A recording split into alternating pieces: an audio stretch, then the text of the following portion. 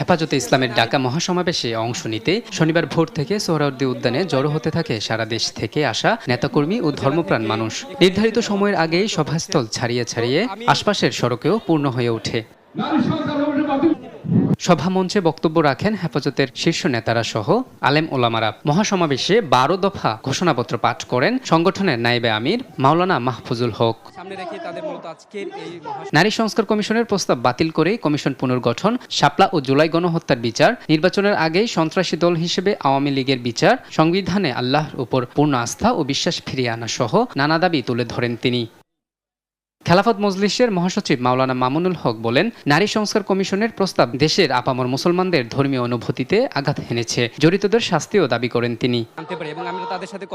অবিলম্বে নারী কমিশনের বিষয়ে সিদ্ধান্ত নেয়ার আহ্বান জানান হেফাজতে ইসলামের সভাপতি মহিবুল্লাহ বাবুনগরী। তার পক্ষে লিখিত বক্তব্যে 12 দফা ঘোষণা ও 4 দফা দাবি আদায়ে 23 মে সারা দেশে বিক্ষোভ সমাবেশের ডাক দেন সংগঠনটির যুগ্ম সভাপতি মাওলানা আজিজুল হক।